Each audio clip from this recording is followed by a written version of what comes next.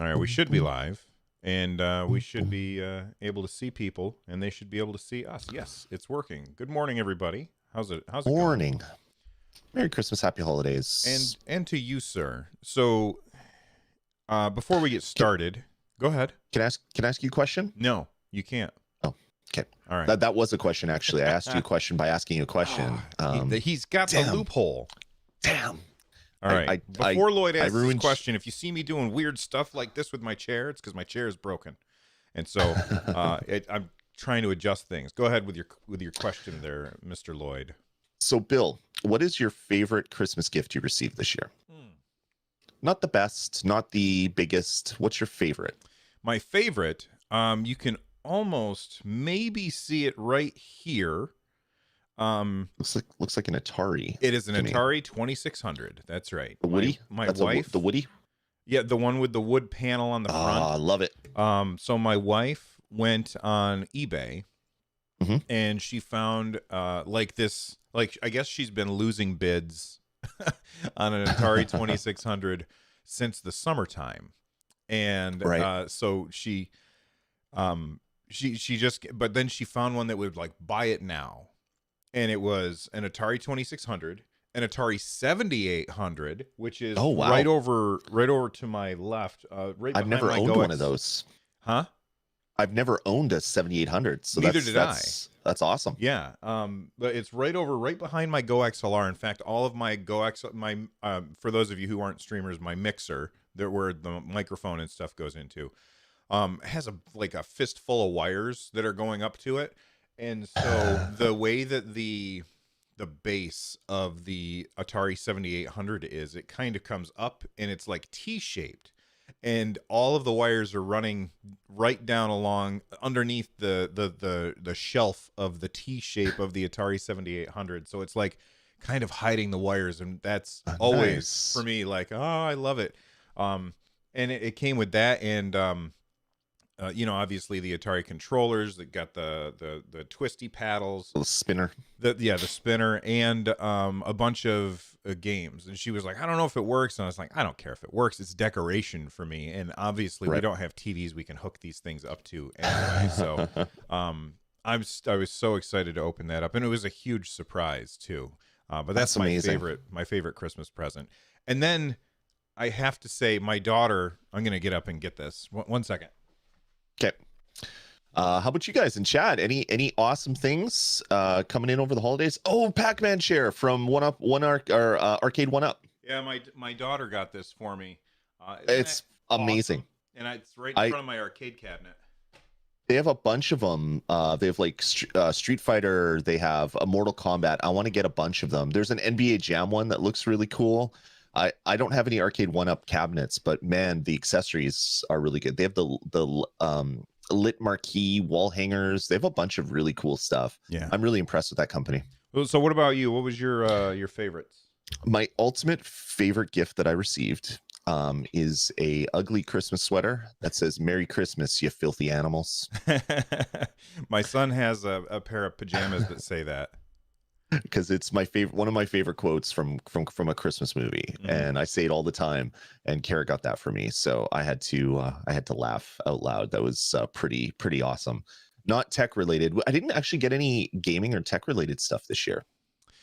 I feel like, I mean, everything that everybody got for me was gaming related, but it was no video games. Like, and I think that's because they know, like, because we do the show, I have access to so many games. Like, I don't have time for more games.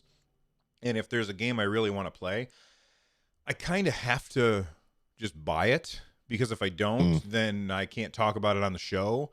And so I tend to just get the games that I want already. That's like the exact same. Back before I was a content creator, I was like the easiest person in the world to shop for. My mom, who listens to the show, hi Mom, she also she got me this. Yeah, awesome. The Wasabi Controller. I love it. It's the best, isn't it? It is so cool looking. The green sticks. I have blue lights. So under certain colors under a blue light almost glow like they're under a black light just because of the way that the colors play. So when I have my Wasabi's charging right now, but when it's over here and I turn on my lights, the green underneath the sticks just glow, and it's like, oh my god, I need a black light in this room. That would be fantastic, so I could have that look all the time. That's awesome. All right, man. I think it's time for us to start recording the podcast. Let's do Are it. you ready? I am. Let's do it. Hey everybody, welcome back to Stadiacast. This is the place that you want to come for all of the Stadia news that you want to know so you can think outside the box. I'm Bill, that's Lloyd. What's going on, Lloyd? Not much, man. Recovering from the holidays. It's been, even though we're not like doing anything, we're not leaving the house. I haven't left the house since I got home on the 23rd. It's busy. It is really, really busy doing stuff, FaceTimes, all that stuff. So it's good to be sitting down without any other stuff happening and record a podcast because I've been missing this. Yes, absolutely. Before we do get started recording this podcast, we do record it live every Sunday morning on our YouTube channel, which you can find by heading on over to nerdnest.tv.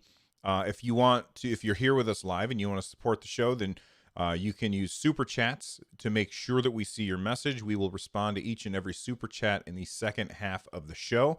You can also click on the join button right down below in order to become a member. And if you're curious about what those perks are, just click on the button. It'll tell you all about that stuff. And if you're not watching live, you can still use that join button, but there's also the applaud button, which YouTube just made a change, and now we can actually see who applauds, which is very, very cool. So everybody who's applauded before now, thank you very much. You guys are awesome. But now we'll actually be able to thank you properly for clicking on that button and supporting the show. We start every episode with what have we been playing. Lloyd, start us off. What have you been playing, sir? I've been playing actually a fair bit across Stadia, across Xbox, across Switch. It's been nice. Even though I've been busy, I've been carving out a chunk of each day to play games with the family or to do some Cyberpunk stuff. But one new game that I played thanks to a code that was sent over by the publisher is Figment, which is a really amazing looking puzzle adventure game where I believe, because I haven't beat the game, I believe you play as a little girl who got in a car accident, I believe, and you're playing around inside her head. My thoughts for the game is that she's like in a coma or something, but that hasn't happened. As dark as that sounds, the game is super lighthearted. You're going around this really beautiful hand-drawn world.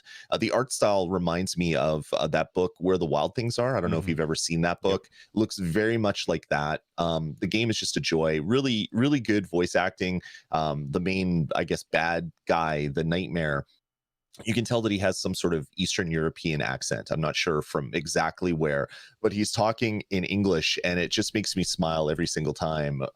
Just his voice and all the stuff that's going on. I'm really, really, really loving Figment. And the best part about it, there's two best parts. The first one is it's a quick game to complete. You can beat the main story in about 4 or 5 hours if you want. Of course, if you want to complete all the achievements and everything, that takes a little bit more.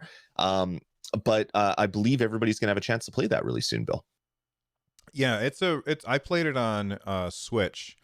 I didn't finish it because who are you talking to? I played it on Switch, and I really did. Everything that you said is spot on. It's got like this 3/4 isometric view where you're just kind of like the camera is back away this way, and you're almost playing on all of these like floating islands, and you have to solve puzzles and stuff like that. I think that Figment is a really, really good game. And I'm happy that it came to Stadia. I have been playing way too much of Enter the Gungeon since that game came out. Enter the Gungeon is a twin stick shooter roguelike. Somebody asked in my first look at it, they wanted to know what is a roguelike. So a roguelike is this highly repeatable game where you go in and everything is randomized. The level is randomized, the enemies are randomized, the loot is randomized, everything is completely random each time.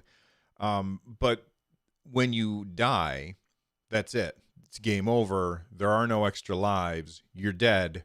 You go back to the beginning. Now, usually in a roguelike game, when you die, you can take a little bit of something and slowly progress in more lateral ways instead of vertical ways. And that's what Enter the Gungeon is like. It's got couch co-op. My son and I were playing yesterday. It's really, really fun. And it's a great game. If you haven't played it, you absolutely need to play it on Google Stadia. It's awesome and Yeah. plays like a dream. And it's like I think it's the no, I was thinking of something else. It's a really, really good game. So that's one of the games that I've been playing. What else you been playing? Cyberpunk, man. It's funny. All I see on Twitter is people complaining about how terrible Cyberpunk is performing and all the bugs, and it's the worst game, and CD Projekt Red should be ashamed of themselves. And here I am sitting on Stadia, and I'm just having a good old time. The patches come out. We're on version 1.05, so it's fixing a lot of the little bugs that were annoying. I haven't really noticed any major issues other than every once in a while there'll be like someone comes in, gets loaded in because I'm going around a corner and they look like they're PlayStation 1, and then a split second later they're back to their full beautiful character model look. But I've been really loving it. I'm slowly going through the game. I know you can beat it in about 20 hours is what reviewers were saying. But that's if you just like mainline the main quests. I've been doing a bunch of side quest stuff. I've been looking for legendaries. I've been using different skills to upgrade those skills and get bonus points and things like that. I had a really fun experience yesterday where I was going through one of the main quest lines, and there's going to be no spoilers. I'm not going to use any specifics here, but I was going through one of the main quest lines talking to someone. It's this faction that I had never talked to before, and they bring you into this room and then they put you under to do stuff. That's as far as I'm going to go. But from when they put you under to when you talk to the person that is helping you and then you come back to them, it turns out that what they were telling me wasn't exactly true.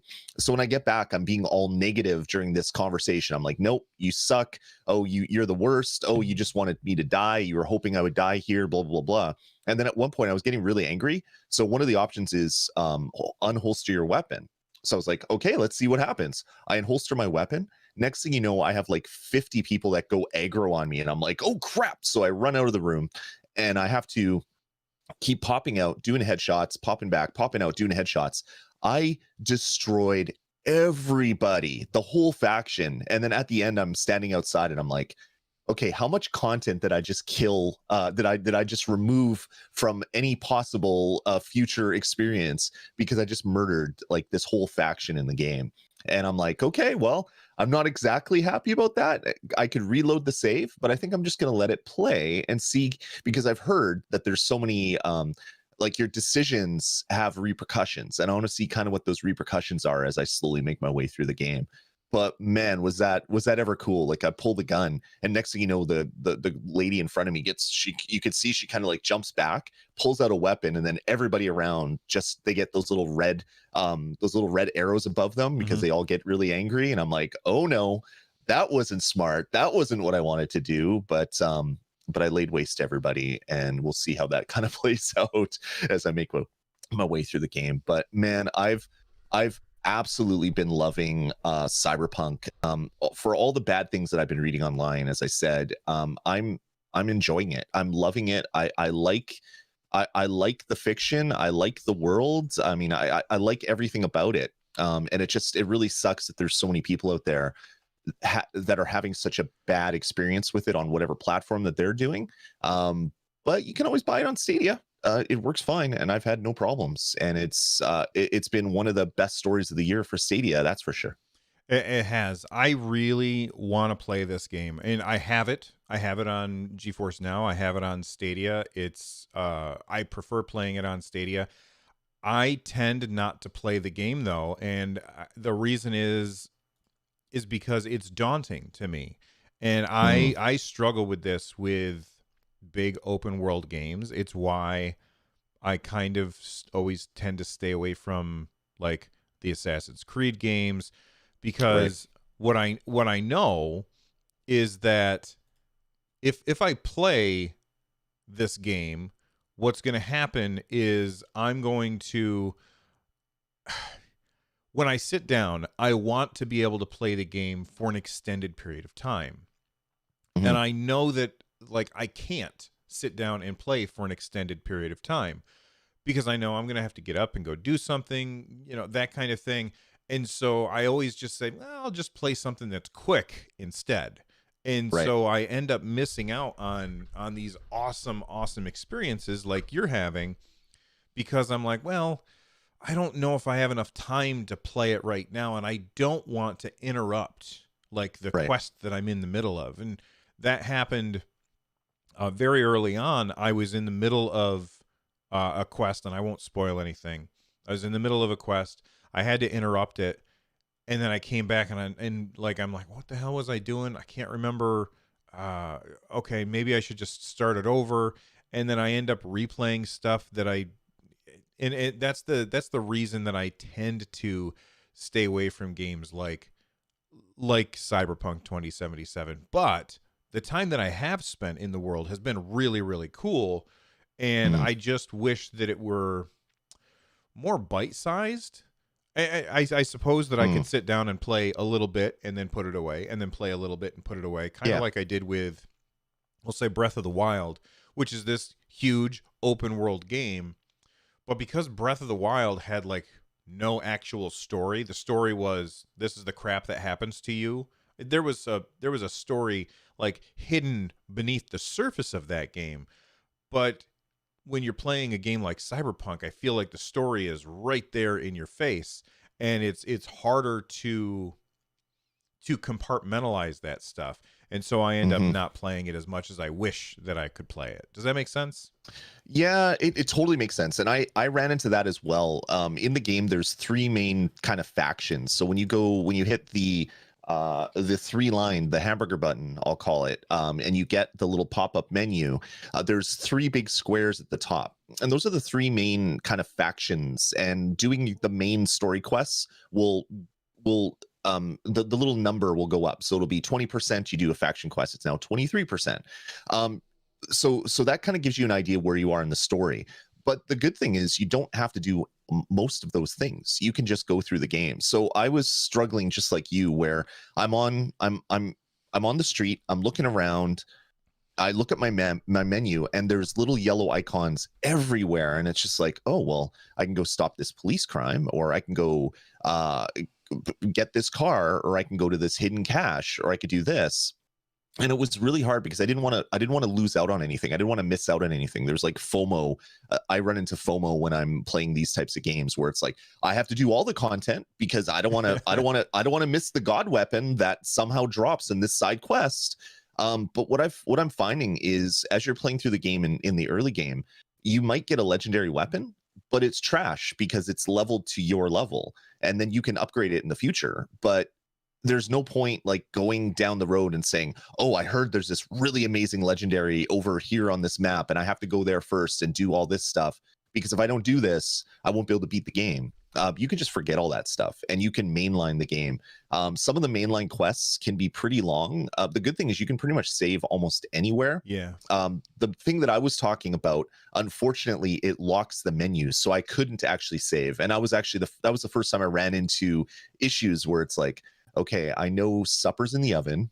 I know it's going to be ready at this time. Am I going to be able to beat this? Because I can't leave Stadia running, because after 15 minutes, it turns off my sessions. So I was like really, kind of worried. But after I beat it with time to spare, it was fine. So My suggestion to you is just don't worry about that. Like I started the game like I'm going to go to YouTube. I'm going to find out where the best legendary weapon is. I'm going to go get that right away, and then I'm going to be a god. But then you find out that when you get it at level 10, it's a level 10 legendary weapon, and by the time you're level 15, it's not even doing any damage. So yeah, I would say just kind of soldier on, do the main quest stuff. Don't worry about the side quest stuff, and just play the game, because depending on the difficulty you're playing on, you can always crank it down to easy if you're running into issues. But you should be getting enough stuff and leveling up enough that you can mainline the main quest without having to worry about all that other stuff. So yeah, that would be my suggestion to you and everybody else that's playing it, because I too ran into the analysis paralysis where I'm just like, I have no idea what I'm gonna do. Like I don't know what to do. And I just go into my quest tab, I choose a quest or a side quest, and I just go do it. And if something fun happens on the way there, like instead of driving everywhere, I love running everywhere just to see the random stuff that's happening in the world. It's been really, really fun for me. That's awesome. I've also been playing, speaking of upgrading things, I've been playing Valkyria Chronicles 4. Nice. And that game is so good. If you have never played one of these games, I would say it is like a mixture between Fire Emblem style game and almost a third person shooter, with the shooting mechanics are so secondary, but it's very, very Fire Emblem like. I'm having a lot of fun with it. There's so much stuff that you do outside of the actual battles. The story is just kind of irritating and dumb, and I don't care about it, and so I skip it a lot. And sometimes I'm like, wait, what am I supposed to do here? And that's because I skip the story. But what I really do like is, like, I can go into like my headquarters and I can say, all right, I've got all of this XP that I've learned from that I've earned from doing a bunch of skirmishes, and I have choices that I can make. And there's a billion different choices that I can make. Do I want to upgrade my scout troopers? Do I want to upgrade my sniper units?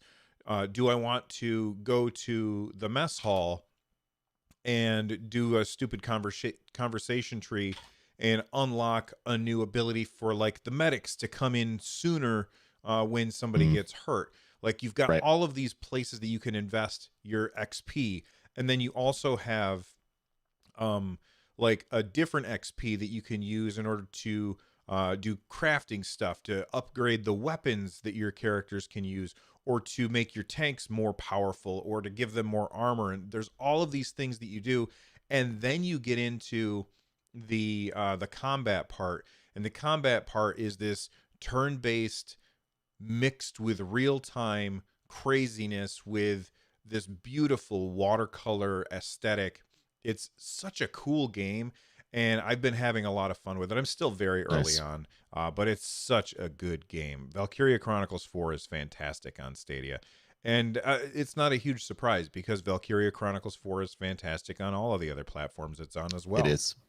Yeah, it is. Yeah, I want to play that game. I really, really do. But man, between Cyberpunk and then having to get back to Watch Dogs and Valhalla, I did the stupid thing, because there's holiday sales, there's like Christmas sales or whatever happening. So I'm like, let's browse the Stadia shop, and I'm like, oh yeah, Lara Croft and the Guardians of Light. I don't have that. I played it on 360, but I want to play it again, so let's buy it. It's only $6. Oh, Reigns, that just came out. That's only $4. Let's pick that up. Assassin's Creed Origins, the deluxe edition, regular $140. I can get it for $20. Yeah, let's pick that up. I don't have time for these games. Why did I do it, Bill? Why? Like, can you lock my my Google Play account so I can't buy things without asking you first? Because I need an adult, I think, because I'm buying all these games and I just don't have time for it. I think that's your wife's job, man. You're on your own there. All right. Damn. So there's not a lot of news, of course. It's Christmas week, and so there's not a lot of news to talk about. But first off, real quick, let's remind everybody about the Nerdy Awards. This is not something that we had even planned on doing. Our mega mod, Kodiak Moonwolf, if you are in our Discord, then you know who Kodiak is. He was like, you know what, I think I'm going to do like an unofficial Nerd Nest Game Awards thing, and he made like this form, and he sent me a message. He goes, "Do you care if I post this?" And I was like, "Well, get rid of that unofficial thing because this is a great idea, and we'll call it the Nerdy Awards." So there is a, oh gosh, let me grab the link. I'm going to copy the link and I'm going to paste it in chat for people. You guys can click on that link in chat and you can vote for your favorite games for your favorite platforms. Actually, not vote, nominate. And I think that Kodiak set it up so that the form is going to be open until January 1st. And then we're going to do another thing afterwards. We're going to like combine all of the nominations and people can vote on what games are going to win for the Nerdy Awards 2020, the first annual Nerdy Awards. I went through, I didn't vote for anything for PlayStation or Xbox because I don't have those systems, but Sure. I nominated this stuff for Stadia. What did you nominate? Did you vote yet? Yeah, the only thing Or that I nominate? didn't vote on was PlayStation. But I did that, and yeah, I'm excited for this. Talking about how unofficial or official it was, I didn't even know it was happening until it was posted. So Yeah. that's how out of the blue this came. So you get out there, vote, let us know what your favorite games are. It's going to make for a really fun discussion. It will. For sure. All right, so they did post a This Week in Stadia this week, and I'm trying to bring it up now, and I just realized they did not fix my browser before so the screen's going to go black just for a sec while I fix this. Lloyd, can you tell people about this week, like the stuff on This Week in Stadia while I try and fix things? For sure, yeah. So they posted an end of year this week on Stadia with the biggest news, something that we already knew about and talked about, but maybe the general public doesn't know. And this is a perfect thing to get out there right before the holidays, is the fact that Stadia runs on iOS. So you can go to stadia.google.com on your iPhone or iPad and hit add to home screen, and you get a nice little Stadia icon. I've been using this a lot, mainly because I've been getting my daily awards in ESO. That's what I've been using it for the most. Is it's like, oh, it's 7:00. I have to get my daily award or daily reward. So I pop in, load my character. It takes like 10 minutes to get into the game just to hit accept and then close down the browser window. But it's working really well. I want to get an iPad. My goal is to grab an iPad once they're in stock again, and I can see myself playing a lot on iPad just because the screen is bigger. I'm an old man. Playing on phones just doesn't work for me anymore. But playing on a big like 12-inch tablet, sitting on my belly or on a table or wherever, depending if I'm playing in bed or at a table or whatever, I'm gonna get a lot more use out of that. I'm really excited about it. Even though I have the really awesome little the little claw thing, I'm finding that playing on a phone is just not something that I really enjoy too much. So I'm really excited to get an iPad though. Yeah, so I have an 8-bit DO controller, and I figured, oh, I'm just going to keep this in my backpack, and so I bought this, which is a little clamp that goes onto the 8-bit DO controller, and then you take your phone and you can slot your phone in like this, and I thought, okay, that's going to be awesome. This is terrible. It's so unbalanced. Yeah, And it is. I don't know, like I don't know what phones people have, but the iPhone 11, it's a heavy phone. It's It is. as my son would say, it's a chonky boy. It's very, very heavy and very top heavy. This is incredibly uncomfortable. And so as soon as they made the announcement, I tried to go and buy a claw, Yeah. which they are out of stock. But then, a listener reached out and they said, "Hey, man, I've got one. Give me your address." And so I gave them my PO box, and they're sending me one. So that's Nice. awesome. I'm looking forward to trying it out. This thing is great, but my phone is just too heavy for it. I think if I had like, I don't know, an all plastic. Yeah, you've got the same one. I think if I had like an all plastic phone instead of the iPhone, which is made out of metal and glass, I think that it would be a much better experience. But for the iPhone, it's just so heavy. It's so heavy. Lloyd just dropped his. It just popped off. That's the first time that's happened. You have to like kind of push it into the little things on the bottom. There it is. Yeah, and it clicks. Yeah. I do like this clip better than the claw because you can make it go wider. My phone is in an OtterBox. I have an iPhone 10 work phone, and because it's a work phone, I have to have it in an OtterBox. There's like rules for that because they don't want to keep replacing phones and screens and things. This fits perfectly. The claw is it. You basically open it as far as it will go, and you kind of slide it in and hope that you're not going to snap any plastic off. So I do like this clip a little bit better, but yeah, it just, I don't know. The claw's a little better because the phone is above the controller. Yeah. This one, the phone is on top of the controller, and yeah, I could see that becoming tiring after a little bit.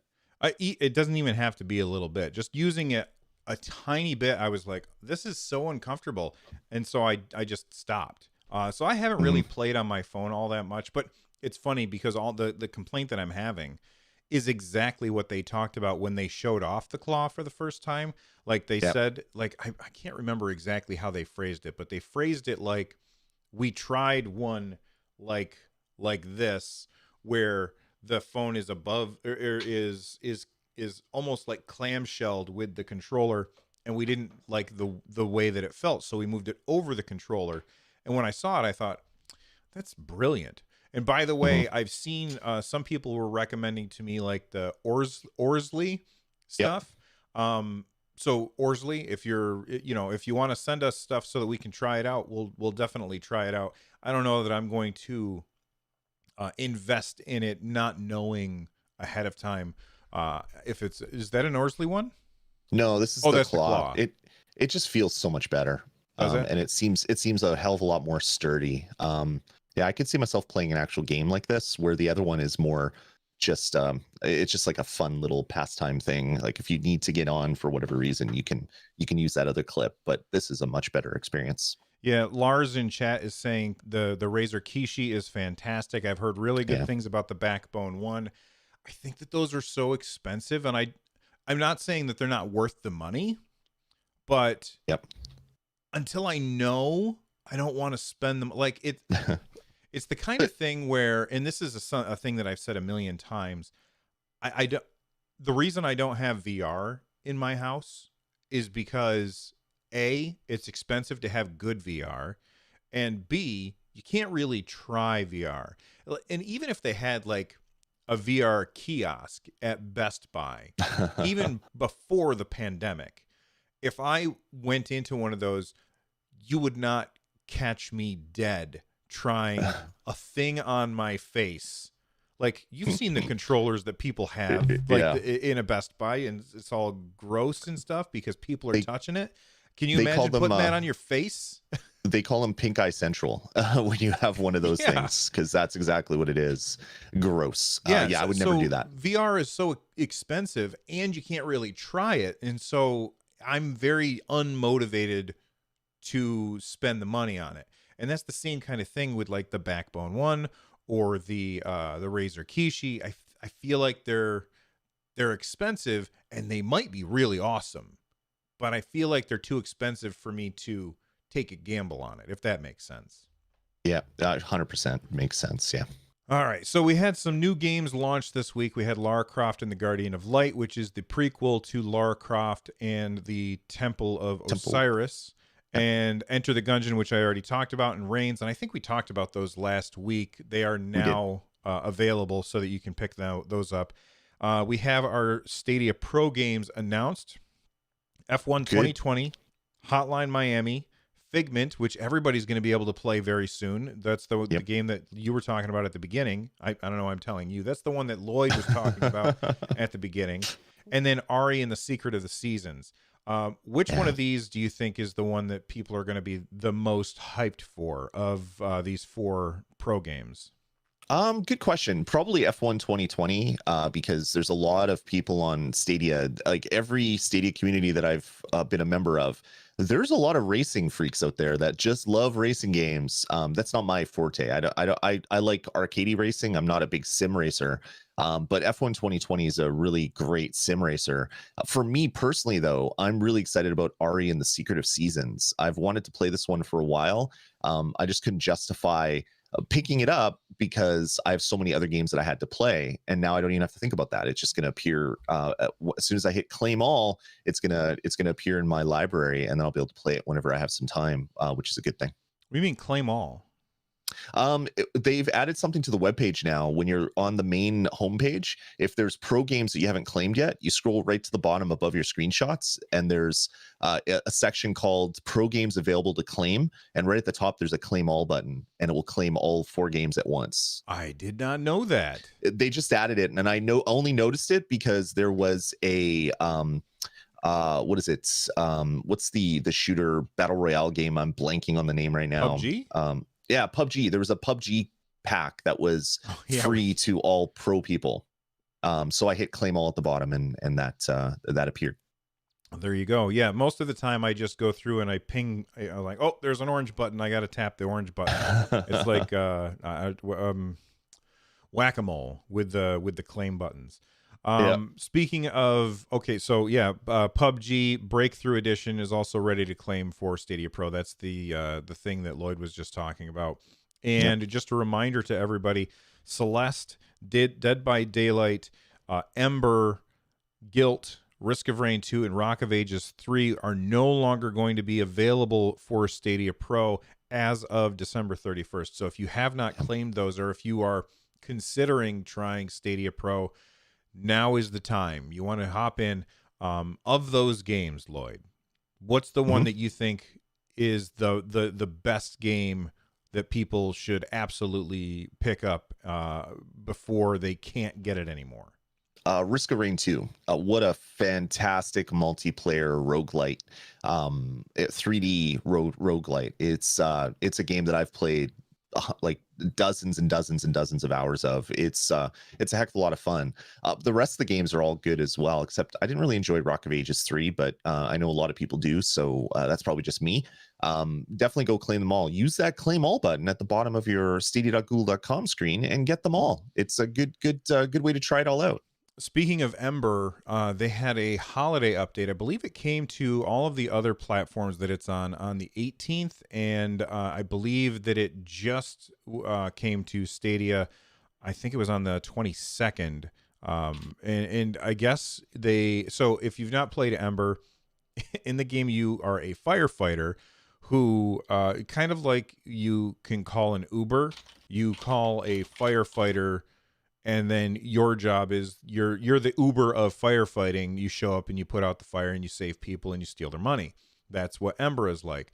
I guess in the holiday update, now you are also delivering presents to people's houses, which is awesome and weird. It's a weird game. I don't like it, not because I think it's a bad game, but because of the ragdoll physics, and I just don't like that kind of stuff.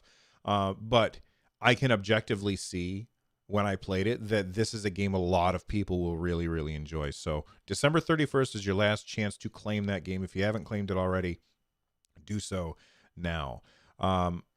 Also, speaking of things that you have to do before the January 1st, there was a $10 credit that went out to every Stadia Pro member, and I forgot about it. And the only reason I found out about it is because I ended up using it. My mom is on our family plan, and she wanted to play the golf game. And I was like, well, if we want to play it together, then you should probably get it. And it's on sale right now. And I'll just pay for it because, she just opens it up and requests. She can either request to buy it, or she can put in her own credit card information. And so she hit the request to buy thing. It came up and I was like, it's $10. I don't care. I hit the yes button. And then I looked on my bill and it's like, you were charged 82 cents. And that's because it used like the $10 credit that I had forgotten about.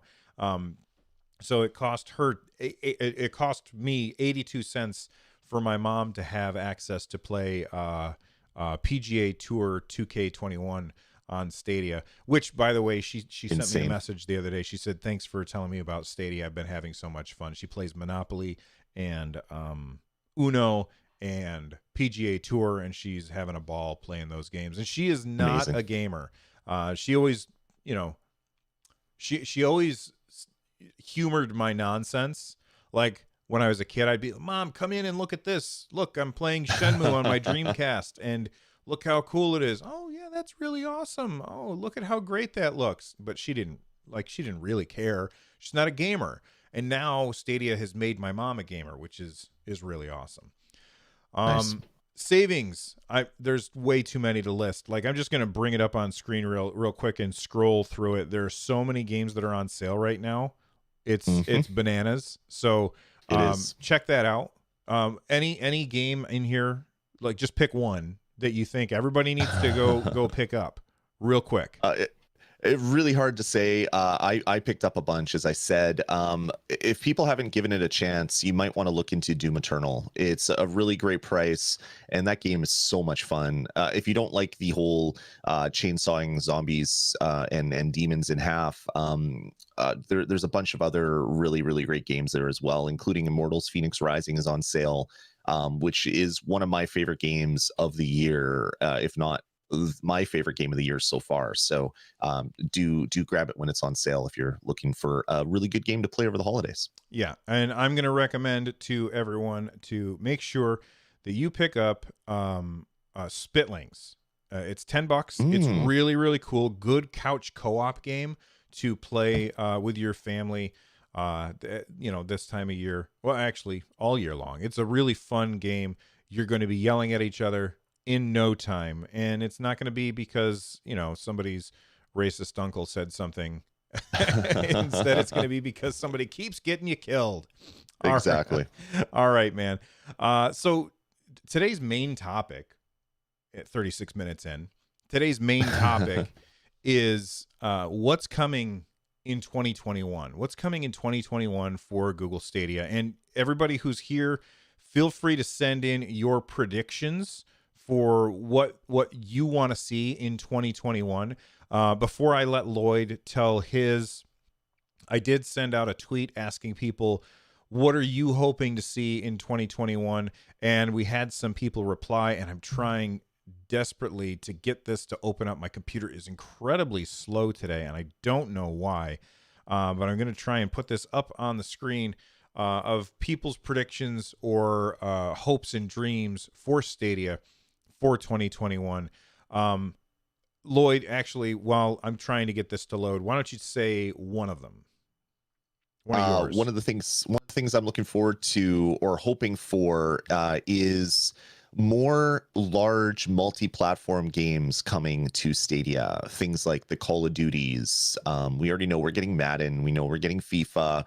We know we're getting all those great multi-platforms. But I'd love to see, like, whatever the next big Call of Duty game comes out day and date on Stadia with all the other platforms. But before that, to test the waters, they could drop Warzone and just bring that out for everybody to play. I think Call of Duty will appeal to the same crowd that maybe Cyberpunk appealed to, and it's the more, Stadia has 5 people, those types of people that are in chat rooms. Those are the types of people that may say, fine, I'll check out Call of Duty Warzone, and it's like, oh my god, this works really well. I think that would do a lot to expand the player base on Stadia. That game, is that a free-to-play game, right? Like, Call of Duty you have to pay for, but Warzone is like their free-to-play model. Correct. Okay. Yeah, with seasons and all that stuff, just like a Fortnite. Okay, there you go. That's fair. So Nightstar76 replied. They said, I would love to see improvements to the app, including library management and easier sharing of screenshots and captures. I'm also looking forward to when they bring the app to Google TV, so I don't have to switch inputs between it and the Chromecast Ultra. Yes. Yes, absolutely. I want to see it on Android TV. I want to see it on the Google Home or the Google TV. We've got both of those things both of us have both of those things in our houses.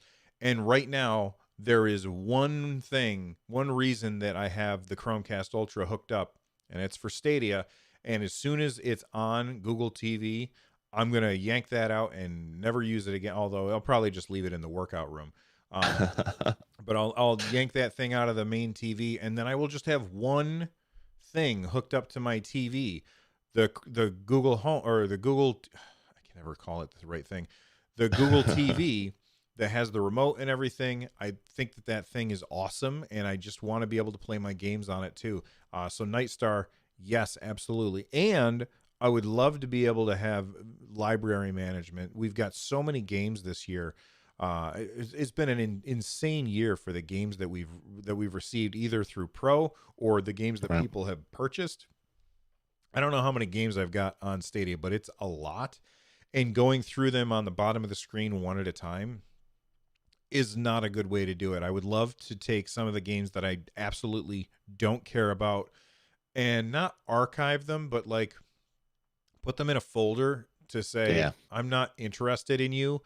And I would do that with, don't get mad at me, everybody. I would do that with Farming Simulator. I don't care about Farming Simulator. I'm not interested in Farming Simulator. It's at the very end of the list, but it's always there. And I would like to just throw a bunch of those games in a folder that says, I'm not interested. And I would also like to have a favorites folder where I could go in and say, these are the ones that I play all the time, like Outcasters or Pac-Man or, Elder Scrolls Online. I want to have those in a favorites folder. That would be amazing. And by the way, I'm curious what you guys think in chat. What's going to be in your favorites folder, or in the comments section down below? What's going to be in your favorites folder, and what's going to be in your I don't care about you folder? Let us know. So Lloyd, what's going to be in your favorites folder real quick? Favorites folder, Cyberpunk, Immortals Phoenix Rising, Valhalla, all games that I pop into every once in a while. But of course, you have to have Bomberman in there as well, and Outcasters, all games that I pop into regularly. There you go. Andy Morphs tweeted, he said, Gen 2. I don't think that John Justice basically said, we're not going to talk about Gen 2.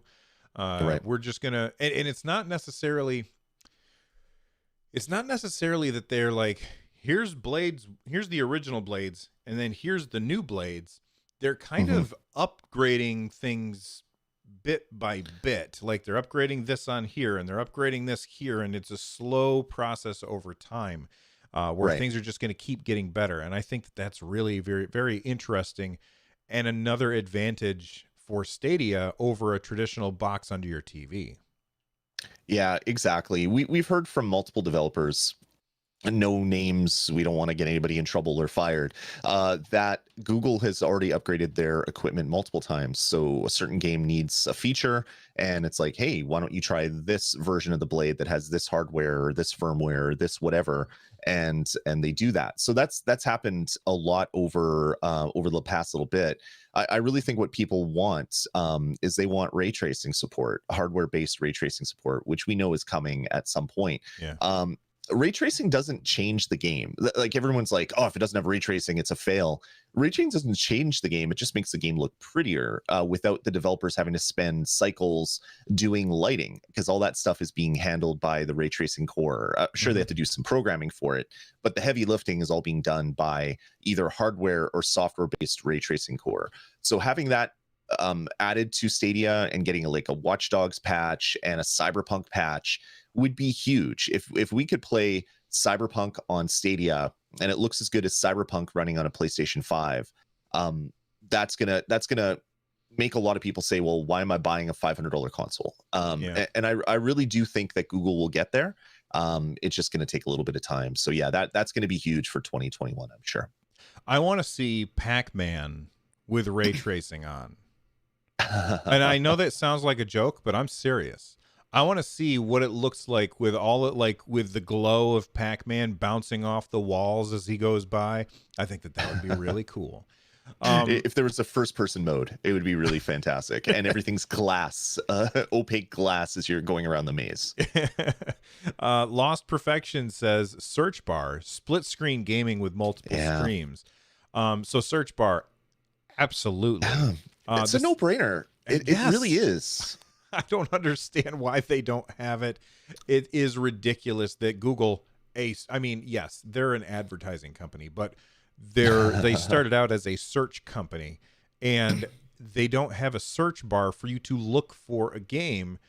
It is so frustrating. Yeah. I don't understand it. I have a theory as to why there's no search bar. All right, let's hear it. You want to hear it? Yes. I was thinking about this for I a also while. have a theory. I'll tell mine after you. And I think I've cracked the code for this one. What Stadia didn't want is when there's 40 games in the store, someone saying, "Hey, Stadia, let's check this out. Call of Duty Modern Warfare." Nope. Assassin's Creed Origins. Nope. Okay, Minecraft. Nope. Blah blah blah blah. What's name some other game that just came out? Well, I'm not playing on Stadia. This is garbage, and then never coming back. Not having that search prevents people from searching for the game they want, and it forces them to go through the all games list to say, "Hey, I never played that. I want to play that. Hey, I never played that. I want to play that. I never played that. I want to play that." And then they buy those games, and they don't worry about the games that aren't there. That's brilliant. I think that never occurred to me. If anybody at Google wants to off the record say that is the reason, or they just haven't gotten around to it is the reason, I'd be really, really curious about that. But to me, I think that is the only reason why there isn't a search bar right now. And I think we will get one in 2021 once our store has more than say a couple hundred games or whatever. I was always thinking that the reason that they don't have a search bar is because Google is your search bar. And so you would just go to Google and search for your game, and it would come up on state. Like you would say, Ari in the Four Seasons or whatever, the Lawn and Garden. I don't remember what the name of the game is, but Ari in the whatever thing. Like you would search for that, and it would come up, and then you would click play. Right. Your reason is much better. Obviously we don't know for sure, but to me that's like the only, like, looking from like a programmer logic kind of way of doing it, adding search would be simple for Google, but there must be some sort of other reason, and to me that's the only reason that I can think of. Lost Perfection also said split screen gaming with multiple streams. So basically you and let's say your wife sitting down to play a game, and you guys are playing a version of a game that doesn't have couch co-op, but they take your stream and her stream and they put them together in a split screen version, and it basically gives every single game the ability to do couch co-op. That would be like Risk of Rain 2. That would be an awesome way to make that happen. I think that's a pretty that's something that I expect to happen at some point in the future. Yeah.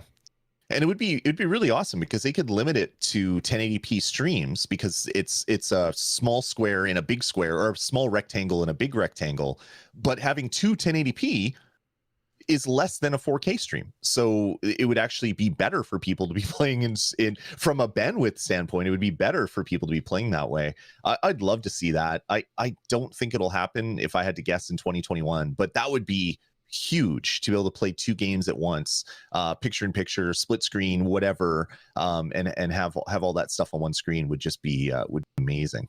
Darren Pogue in chat says that would be a waste of Google's time. The game should just do that. And I can understand why you'd say that, but you have to remember that the games are not always made specifically for Stadia. They're made and then ported to Stadia, or, well, in this case, every game right now is ported to Stadia. Even the exclusives that are only on Stadia, those are ports, because they weren't made with Stadia in mind. But that's right. Why, like, that's not something. A lot of developers are going to say, well, not a whole lot of our user base is going to use couch co-op, so we don't want to have to develop the UI around it. But if Google could help them with that and make it easy for couch co-op, that would be a big selling point, I think. Yeah, like forcing a developer, or saying a developer should do that. Developers look at the player base. It's like, okay, we've sold tens of thousands of copies on Stadia, but we've sold hundreds of thousands of copies on PC. Why are we going to devote time to make a whiz-bang new feature on Stadia when it has 10% of the user base of PC? But if it's handled from the server side, which is one thing, I was seeing gameplay, and then I get the NN, and that's it. So I'm still not getting any It says we're live. Maybe. Oh, there we are. We're live now. We're Are back. we? Okay, We're cool. back, everybody. Oh, we fixed it. All right. Hey guys, leave stuff alone. That's the lesson for you. So I'm going to go ahead and unpause the recording, and we'll continue. All right. Awesome. Yep. All right. Okay. Technical difficulties have been fixed. While we were away, you guys were awesome and patient, and for that we want to say thank you very much. You guys are awesome. So, I don't remember what the hell we were talking about, but it seems like a good chance to transition over to the super chats and stuff that people have sent in, unless you had anything else that you wanted to hit before we moved on. No, I guess the only other feature that I would love to see on Stadia would be I want to have parity across the UIs, and I know how hard that would be to do with a phone and a computer and a TV on Chromecast and a TV on Chromecast or Android TV with Chromecast or Chromecast with Android TV. I know, especially once you get to the TVs that have Android TV built in and wanting to get Stadia on that as well, which I think will be huge for Stadia when that actually happens. Having some sort of semblance of a uniform UI across all of those different screens would be really nice. I know the little slide out is the same, so when you hit the Stadia button, but it'd be nice to have like the game listing and other things available, and the ability to like buy stuff on your TV and all that looking the same as it does on PC or like your web browser would be a really, really great thing. I will say it like the fact that that they got the iOS stuff working for me has been huge, because a lot of times they'll send like they send us a code. They're like, hey, we want you to check out this game so you can talk about it on the show. And like I'm like, okay, well, I have to wait until I'm at home in order to claim that code. And so I'll copy and paste one of the codes and send it to Lloyd. And then I get home and I'm like, which one did I send him? Did I send him the top one or the bottom one? And now I can't remember. And then I try one. It's like, that one's already been claimed. I'm like, okay, but now I can just claim it on my phone, because it's all so of that stuff is right on the phone. It almost makes me wonder, do you think, how necessary is the app now? Like right now, I know that you can't like pair a controller or anything. Like you can't pair a controller with a Chromecast without the app. Do you think they can take all of that stuff and push it into the browser on iOS and Android, or what do you think? They wouldn't be able to do the controller pairing, because that requires some OS thing, because it's pulling your active Wi-Fi connection and all that stuff. But what they could do is they could push a play button into the app that just spawns a window. It's like, here, you want to play Stadia on your phone, click this button. It opens up a browser window, not directly inside the app. It has to close the app to have that browser window pop up, but it would make it a little bit easier than just saying, hey, everybody, go to stadia.google.com, click that little thing on the bottom, hit the little share, add to home screen, and there you are. If they could kind of walk people through that process, would make things a little bit better. But I know that might be against some of the Apple like guidelines for what you can have in an app or not. So maybe that's why it isn't doing that already. That makes sense. All right, let's move on to all of the super chats. You know, if you're here with us live, then you probably already know, you know, there's hundreds of people watching often, and it's chat goes by at a pretty good clip. So what ends up happening is we miss a lot of stuff. And so people use the super chats to make sure that we see their message and also to support the show. So we do appreciate that. Ted A sent in a super chat, and he said, how many players do you think Cyberpunk 2077 brought to Stadia? What do you think? God. Well, there's people that are tracking like growth of YouTube channels and Reddit and all that stuff. And they saw a huge spike of the number of users on Reddit, for example. We know that CD Projekt Red, what did they sell? Like over 13 million copies. And that's after all of the refunds happened on Xbox and PlayStation. So you got to think like I don't know if it's 1 million copies sold on Stadia, but it has to be a large number of copies sold on Stadia. And that's only going to keep going up since Stadia is the best place to play unless you have a $3,000 PC. Yeah.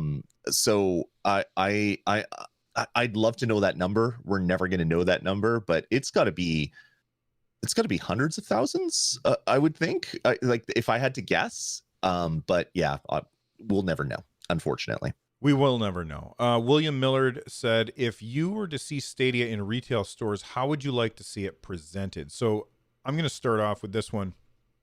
First off, if you go into a GameStop or a Target or a Walmart in the electronics section, or actually next to the registers, they will often have like, you can pick up Call of Duty or, you know, that kind of thing. It's just a little card.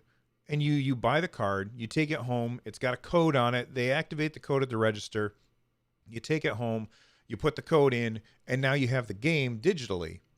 That needs to happen on Stadia. It absolutely, excuse me, absolutely needs to happen on Stadia. This year, it hasn't been nearly as important because people haven't been going to stores. But next year, when people are able to go to stores again, and COVID's over, that's going to be a very, very big deal to help the growth of Stadia. I would also like to see controllers that are themed alongside a game. Like I would like to see like an Outcasters controller that has like a logo on it or something, or a Cyberpunk 2077 controller, although that's not going to happen because Microsoft has the, what are they called? The marketing rights. Marketing rights. Yeah. But like that kind of thing would be, I would like to see a Diablo 4 controller to be sold in a store, comes with the game, and you get the controller and the game. That would be an amazing deal, and it would sell a lot of copies. What do you think, Lloyd? Yeah, I would love to see that. I have a feeling that Google doesn't want to do that. That's not a Googly kind of thing to do.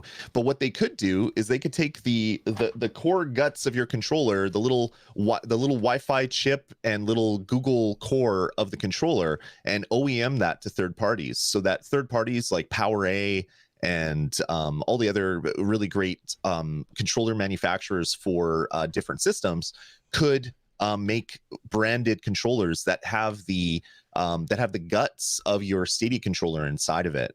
So it's essentially a Stadia controller, just with a different a different plastic coating around it.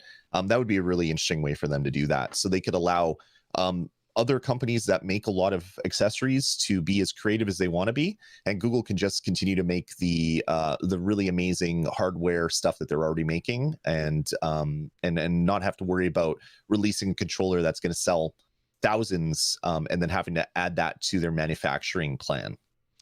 Darren Pogue brings up an interesting point. He says shelf space in retail stores is premium. Google may have to pay for it because it would replace something else. And absolutely, but guess what? It's clearly worth it.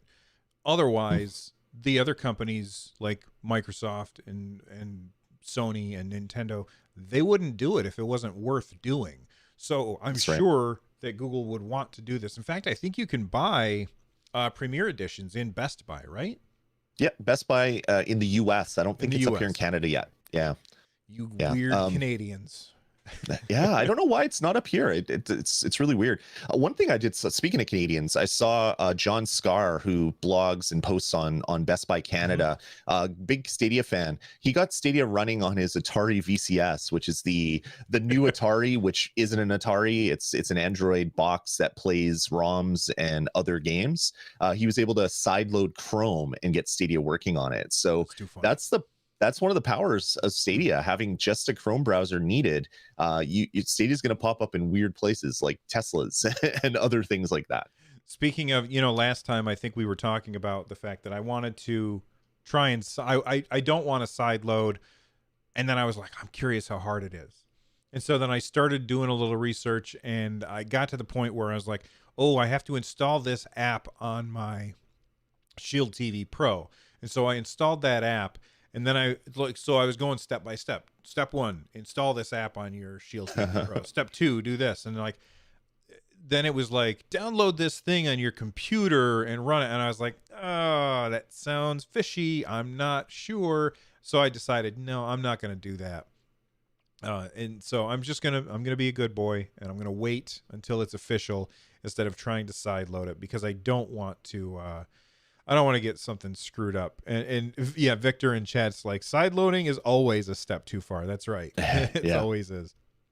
All right, Jeremy Chippett says, "Hey guys, fairly new to Stadia, and because of that, I found my way to you guys, and I'm now hooked on your content. Love the show. Keep up the great work." Well, Jeremy, thank you very much for the kind words. Sukotronic sent in a super chat with no message. We appreciate it. Consino sent in a super chat, a $20 super chat. Thank you very much for supporting the channel at that level. He says, "Hope everyone has a good Christmas. Had a 4-hour stretch of gaming in my car while waiting at the vet ER on Christmas. Oh no, I hope everything was okay for your dog." They said, "Thank you. The pupper is doing great. Needed some stitches on his ear. Domestic pet violence." So probably his dog's got in a fight or something. Well, thank you very much for the support. Michael Mooney said, "Ray tracing right now is enhancement for game engines, but will become a fundamental base for future game engines." What do you think about that, Lloyd? Yeah, I don't think ray tracing is going to be a needed enhancement to a game engine, because game engines, I mean, lighting is on top of the engine. The engine handles like 3D, the 3D space, the geometry, the making sure things load, the loading stuff that is in front of you, but not worrying about the stuff that's being occluded by whatever's in front of you. The game engine handles all that stuff.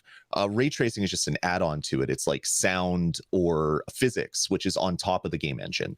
So I don't think it's going to be a necessity, but I think more games coming out are just going to have support for it. So if you're playing on a platform that doesn't support ray tracing, your game is going to look less shiny, less shiny than the other versions.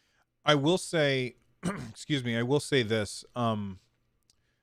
Ray tracing, as we move forward, 3-4 years down the road, is going to be very, very important to developers, because it saves them time, because it allows them to do a lot of stuff that normally they would have to put dozens upon dozens upon dozens of man hours and developer hours into making happen. And now they can just say, all right, well, you handle this ray tracing, and then ray tracing handles it. So that kind of thing, I think, is what they're trying to say. And they're probably just, I don't know, maybe the words are not quite right, but I feel like I understand what they're saying, and I agree with them. Going forward, it's going to be incredibly important. Does that make sense? Yep, Yeah. definitely. Jenny Dangle sent in a $10 super chat. It's actually a sticker that doesn't show up in this little window, but I see it like on our viewer activity thing. It was a little dancing pear that says #1 fan. So thank you very much for that, Jay Dingle. We get to see it, and chat gets to see it, but it doesn't show up. Where is it? Right there. All right. Consino sent in a super chat towards my bandwidth cap. It wasn't bandwidth. It was foolishness on my part. And then William Millard also sent in a super chat. Thank you, everybody. And Kodiak Moonwolf just sent one in as well. Said Merry Christmas to all, and to a better 2021. Thank you to everybody who did the super chats and support the show and use the applause feature if you are here after the live show. It's kind of like a super chat, but for the comment section, if that makes sense. Lloyd, anything else that you want to talk about before we wrap up our last episode of 2020, the worst year ever? Yeah, 2020 has been a horrible year for many reasons, but it's also been a very good year for a number of reasons as well. I'm really happy how far Stadia has come in the last we'll say year, even though it's been a year and a couple months. It's amazing what we had at launch to now what we have. The amount of growth that they've done on this platform is huge, and congratulations to every single person out there in Google that works on the Stadia team, whether it's from marketing to engineering to hardware to software to making deals with gaming developers or publishers to bring the games there. Everybody did just an amazing job, considering that there's a global pandemic that's getting in the way. I'm really excited to see what happens in 2021. I think we're going to start to see some of the big promises of cloud gaming.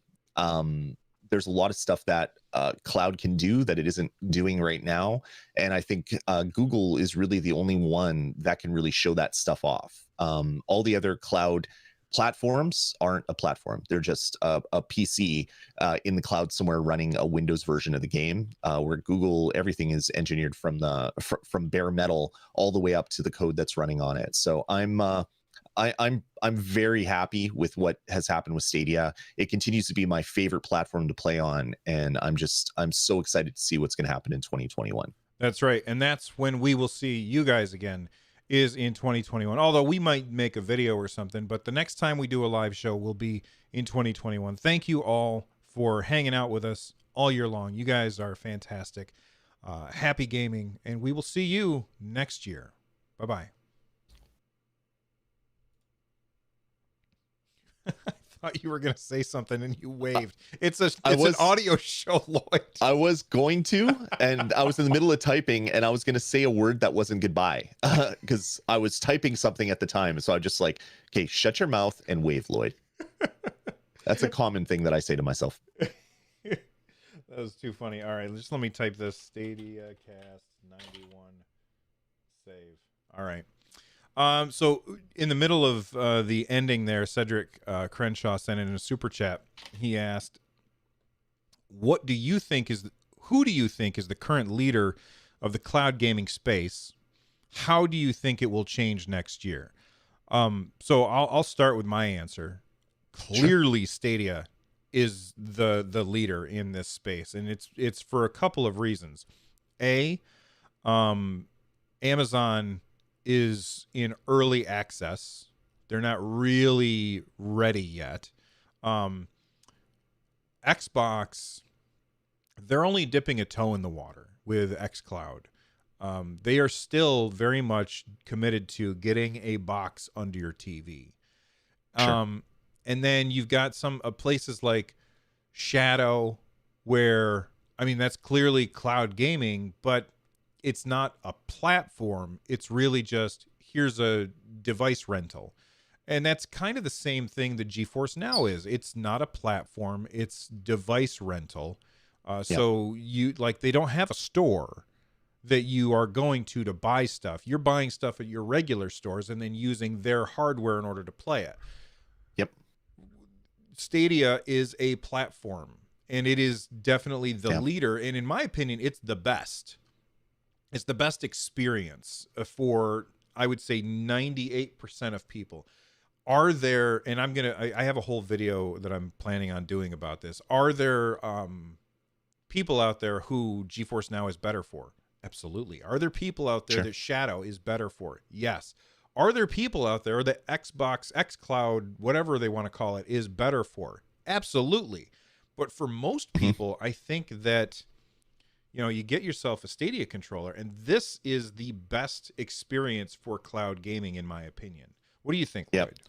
I agree. I was talking to a buddy of mine, and he's like, I just don't understand Stadia. Like, why would I play on Stadia when I could just play on my xCloud? And I'm like, well, your xCloud streaming is 720p. Yeah, but I'm playing on a phone. It doesn't matter. I'm like, okay, that's fair. And then I said, you know what? Let me break it down how I thought of Stadia when I was kind of going through kind of the thought experiments in my brain, which I do late at night because I'm crazy. I said, every other cloud streaming platform is like an arcade. You go there, you put your money in, you play the game that is there, but you don't get to play it in your house. Where Stadia, you're playing it in your house. Arcades being games running on other on other hardware, where Stadia is a console that was manufactured from the get-go to play games in the cloud. Only one that is new. Everything else is just running on an Xbox One is sitting in some data center, or a PC that's sitting in some data center, where Stadia is completely written from bare metal. The blade chassis were engineered. The microcode in the CPU was engineered by Google.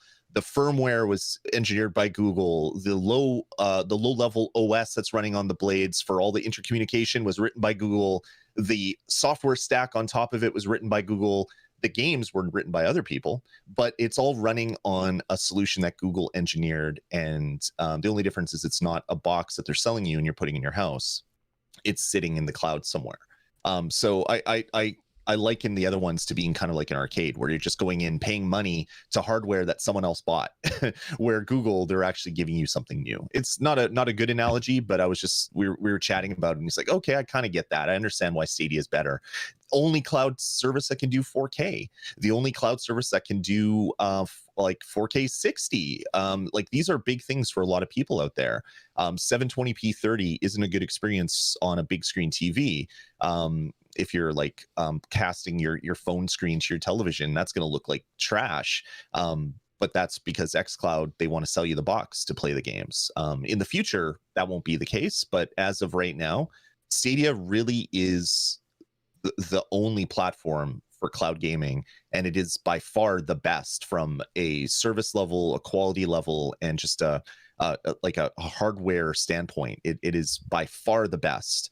I hope other people, other companies do what Google's doing, because I'd love to see more competition in the space. But yeah, Google is by far the best. So the second part of his question is, how do you think that'll change next year? I don't think it's going to change. I think that this is the way that it's going to stay for a very long time. Yep. Xbox is not motivated to I mean, look, they've said maybe we'll sell a stick that you can plug into your HDMI port and then play your xCloud games that way. Until they do, I don't see that moving at all. I know that Amazon has Luna, and while they have the Fire Sticks and they're super cheap that you can get those things, and the controller is a little bit cheaper than the Stadia controller, I also think that their business model, in my opinion, and there are many that disagree with me, is terrible.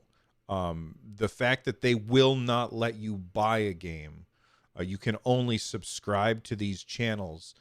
Right. I know that there's a lot of people out there that want that. I am very much not one of them. I am not interested in that.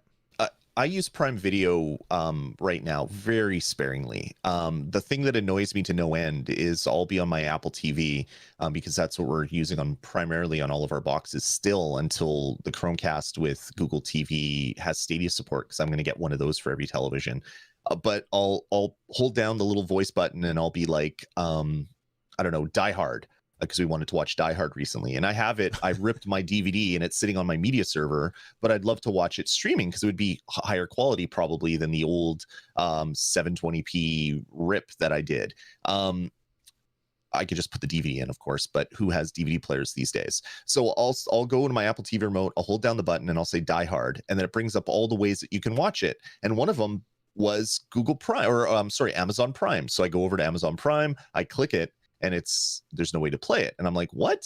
And it's like, yeah, it's only available on that if you have the Showtime channel. Yeah. That's going to be really annoying when they start advertising their service. It's like, come play the latest games, come play Assassin's Creed, Space Lunar Mission, or whatever the next Assassin's Creed is. Boom, come play this.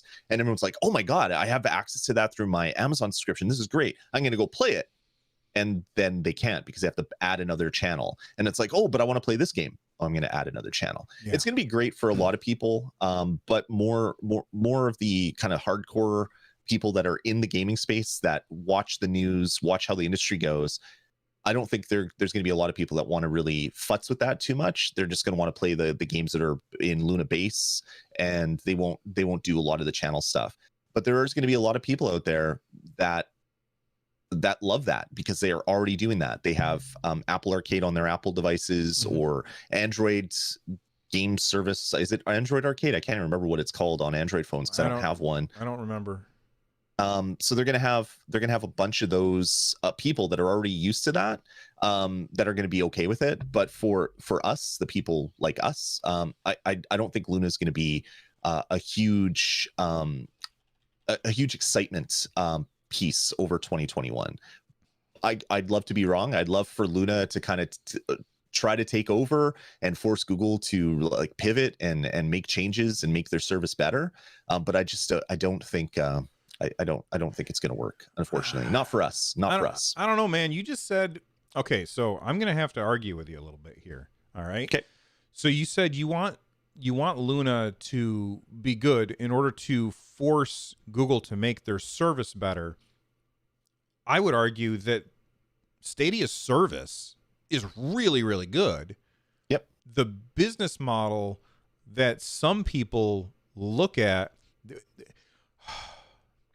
there's a lot of people out there who they wanted a Netflix of gaming, and then Google was like, here, it's Steam, but you don't have to have a fancy computer in order to run it, which is awesome.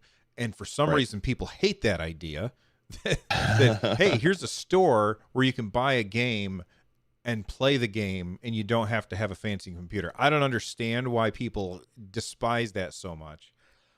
But I don't see how, like, what could Amazon's business model do in order to make Google pivot to improve the service? I'm not sure I follow. I'm not thinking business model. I'm thinking features, adding some other features, something that Google isn't currently doing.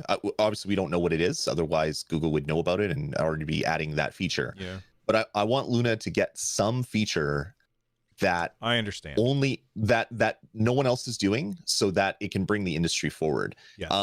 Don't get me wrong. If we look at raw numbers in 5 years' time, services like Luna are probably going to have way more users than services like Stadia, because people want the subscription. They want to just pay their Netflix $12 a month to get there and play all the games. And there's a lot of casual gamers that are going to love that. Us hardcore aren't going to be in that place, except through other services like Ubisoft Plus added on top.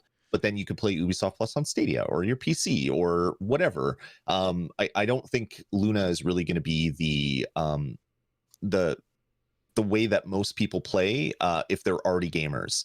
But it is going to do a really good service for people that maybe don't play a lot of games, and all of a sudden they get a deal through Prime Day. They buy a controller for $25. The next thing you know, they're playing Control, and it's like, hey, I really love this thing. Or they're playing Sonic the Hedgehog, and it's like, I remember that from the Genesis back in the day. They're going to get a lot of people that way. But they might have more people, but I don't think it's going to be better users. Stadia is probably going to make more money for publishers than Luna will. Yeah, the thing about Luna is that it's multiple subscriptions, really. Like, you've got the Luna subscription, which is $6 a month, and I think that's early access pricing. That's going to go up, and then on top of that, or maybe not on top of or in addition to, but also you can subscribe to Ubisoft Plus or EA or whatever it happens to be. I don't like the idea of, like, I think when people hear Netflix of gaming, they hear, so I pay a subscription, as in one subscription, and I have access to a wide library of games. And Luna is more like, you've got this subscription and this subscription and this subscription, and this is the exact same thing that you're talking about with when you go to Amazon Prime and you're like, oh, this is on Amazon Prime. I click it. Oh, but I don't have Showtime. Or it's on Amazon Prime, but I don't have HBO. Or it's on Amazon Prime, but I don't have, whatever X is. And that has happened to me many, many times, and it is incredibly frustrating when you go to watch something and you can't, because it's not part of the subscription, but they teased you with it. They're like, oh yeah, you can watch the show right now if you subscribe.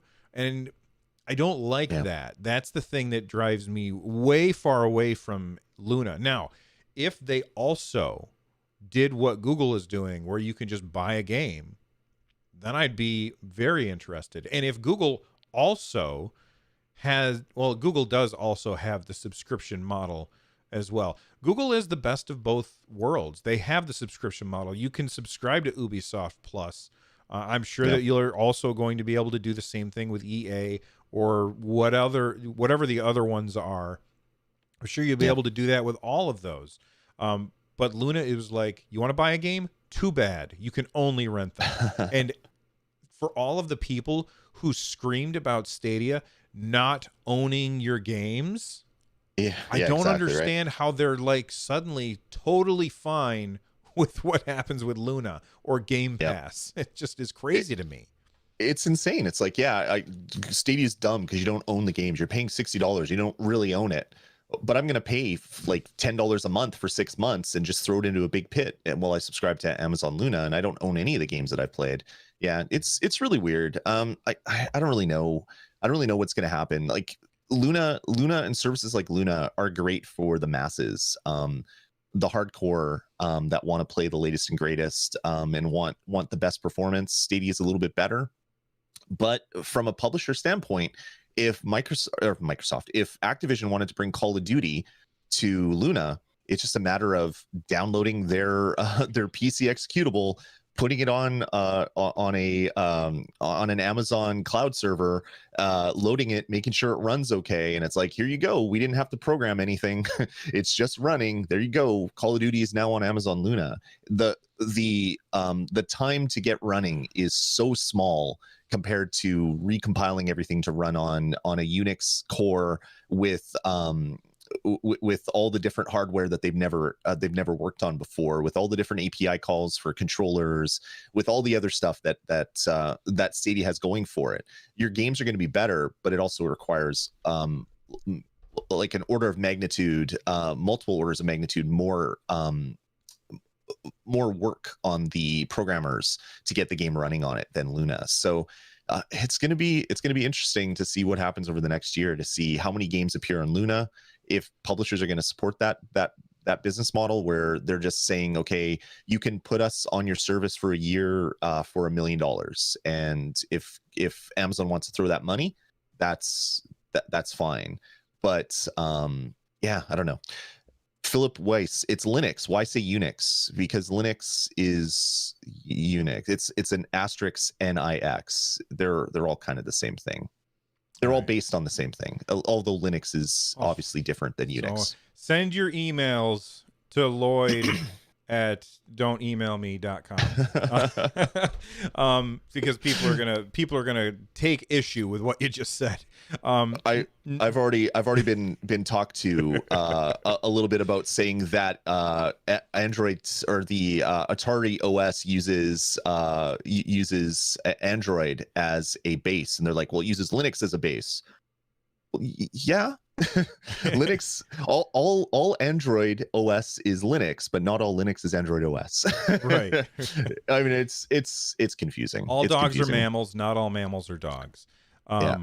So it's where is it? Nicole in chat says Luna, it sounds kind of like cable. You pay Cox or Verizon for access, and then you have to pay extra for channels you want, HBO, Cinemax. That's true, except that you don't have to pay for the Luna subscription. You can just subscribe to Ubisoft, or I'm sure whatever the other, like, I think that they said something about, like, you can have a first-person shooter channel, and so you can subscribe to that channel without subscribing to the other channels. I don't like the channel idea. For me, I just don't like the channel idea. Anyway, Chudum sent in a super chat. Oh, Victor sent in a super chat. It was a hot dog. That was forever ago. Thank you very much for the super sticker, Victor. Chudum says, hey guys, great content. Stadia should concentrate on making games that emphasize on multiplayer and social gaming, encourage devs to port Android games. I don't know that I want them. I hate phone games. Phone games are always, like, the monetization models that they have. Okay, so recently you played, what was the game on Grindstone on Nintendo Switch? Yep. And it was originally a phone game. And you were kind of complaining that there was a lot of grinding. Can you want to explain what I'm trying to say here? Well, Grindstone's a little bit of a weird case because it was based on a phone game, but not a phone game that was free to play. It was part of Apple Arcade. So they got their money for releasing on Apple Arcade, but it still had it's still kind of like phone mechanics, like in-app purchase heavy mechanics, even though there's no in-app purchases. So when you die in a level, you have to then go spend the grindstones that you worked so hard to get to get your health back, which I found was just super jarring. It was like this was built as a free-to-play phone game with in-app purchases to buy a pack of 1,000 grindstones, but then they took that out when they released it on Apple Arcade. That same mechanic is in the Switch version, and I when games are designed around in-app purchases, you know that all the best stuff is hidden behind a paywall.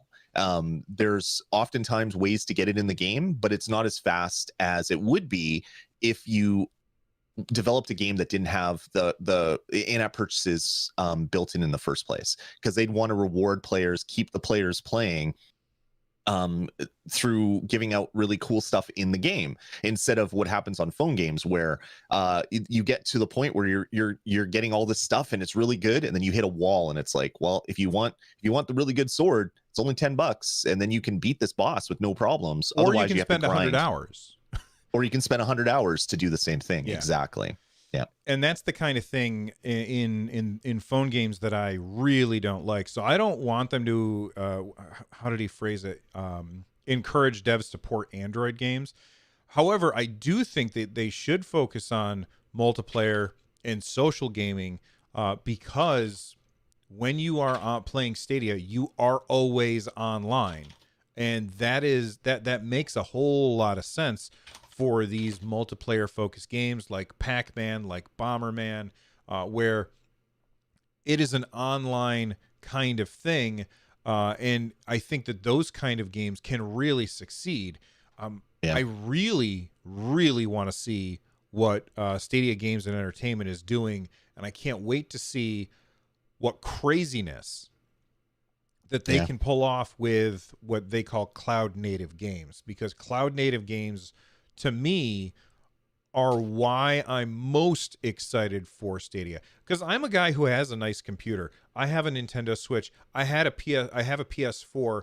At some point, I will probably have an Xbox Series, whatever. And at some point, I know that my son is going to have a PS5 because that's what he wanted for Christmas. We couldn't find one. We're still trying to find one. If, by the way, you see where they're available, message me on Discord or tweet at me or something like that so that I can try and buy one, because they're impossible to find. Right. I'm a gamer who has the hardware. So why am I interested in Stadia? Because I know it's going to be huge, because there's a lot of people who are not like me who want to play games, but they don't have the hardware for it. But I'm more interested in the potential that is eventually going to be here with cloud native games that cannot run in a box under your TV. That is the most interesting to me, and that's what I really want to see. Exactly. This next year in computing is going to be really bizarre for many reasons. We have Apple releasing their M1 Macintoshes, which will run iOS apps, and so phone and iPad games or apps will run natively on the hardware, which is crazy. It's like cats and dogs living together. And then we have word that Microsoft is going to be doing the same, but for Android apps. They want to be able to run Android apps natively on Windows. So we might have a future by the end of this year where a mobile app isn't necessarily a mobile app. It's just an app, and it will run on your computer. It'll run on your phone. It'll run on your tablet, provided you're buying the right flavor of app for the right type of hardware you have. Which then is going to make this whole industry even more confusing than it already is. Like, where can I play a game? I want to play a Call of Duty Modern Warfare. Well, I'm going to play Call of Duty Mobile on my PC instead of downloading the real game. It's going to be really bizarre to see what's going to happen over the next year for so many reasons. But I think all the stuff that is happening in other parts of the industry, I think Google can really do something with it. They can be best in class for all these things. And down the road, I mean, Google could have Android apps running on it as well if that's something people really want. I don't think they're ever going to go that way, but man, it's so weird what's happening in the industry. OSs aren't being sold for real more. Everything's free. Apps are free. In-app purchases aren't, and more things are designed around subscriptions. Like, I wanted to get an app that people use to make animated things for Instagram. Well, it's like $50 a year to get the really cool text-based effects. And I'm like, I'm not paying $50 a year to random app X. I'd rather just buy it for $20. And that's what's happening between Stadia and Luna. I don't want to pay a subscription fee to play Control. I want to buy Control for $20 and then play it forever. So these types of battles are happening all over the industry. Yeah, it's so like StreamYard. I see there's a lot of content creators that use StreamYard, and I would buy StreamYard in a heartbeat for like I'd spend $100 on it or so, but it's a subscription. You can only subscribe to it, and I'm like, I'm not interested in that, and that's why I didn't try it out. I think it would be really cool. Like there's use cases that I would find for StreamYard that I think would be awesome. Yeah. I'm not going to do it because it's a subscription. I read a story the other day. This has nothing to do with gaming. That BMW they wanted to do a subscription for your car. And if you stop paying your subscription, your heated seats would no longer be heated seats. And I was like, are you kidding me? What? Yeah. We're getting ready to put together an exercise room. And I heard good things about a Peloton. And I was like, honey, I want to get a Peloton treadmill. And she goes, well, how much are they? And I told her, and she goes, oh, that doesn't seem too bad. I expected it to be pretty expensive. That's reasonable. And so I was like, I was getting ready to not buy one right now because we're waiting until that room's cleaned out. But then I found out that if you don't keep subscribing, you can't use the treadmill anymore. And I was like, are you kidding me? Yeah. That is ridiculous. And that's the kind of thing that is eking its way in to the gaming space. It makes me very, very nervous. There was a juicer like that where you had to buy the specific bags for this juicer, and it was like you'd pay a subscription and they'd send you a box of these juice pouches so you can make your own smoothies and juices. And then people found out that you could just like cut open the bag and pour it into a blender, and it works just as well. You don't have to buy this $500 juicer to use these specific bags. Everything is a subscription. It doesn't the Tesla, don't you have to pay an annual subscription to use the super fast charging or the ludicrous speed mode and all that other stuff that they have? Don't you have to pay like an annual fee? I don't know, man. I'm a teacher. I don't have money for that. Yeah. Yeah, Juicero. Thank you, Philip. That's what it was, a Juicero. Like, there's been so many of the things popping up. It's like, how can we get people to pay us every month for something they would normally just buy once and use forever? Yeah. And that's kind of what's happening in a lot of parts of the industry right now. All right. I think this has been an awesome conversation, and we could keep going forever, but you know, Lloyd has a thing that he's going to record. Before we get out of here, we have a bunch of people that we want to thank. In the last week, we had all of these people become members.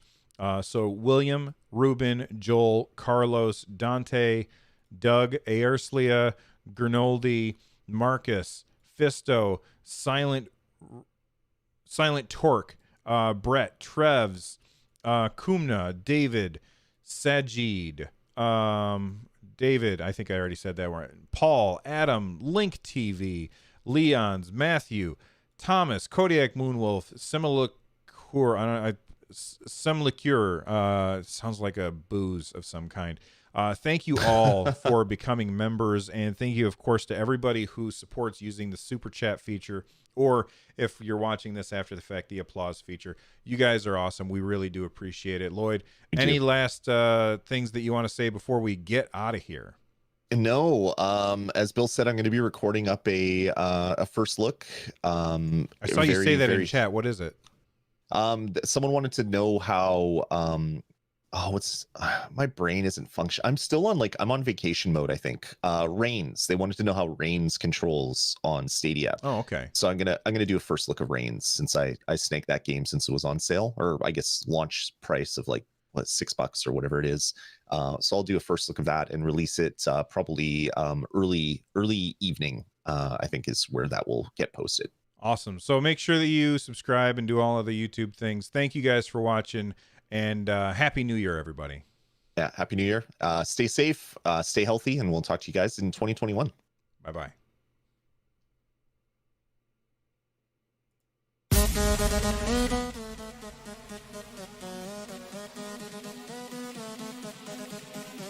just realized I didn't have the YouTube video muted the whole time.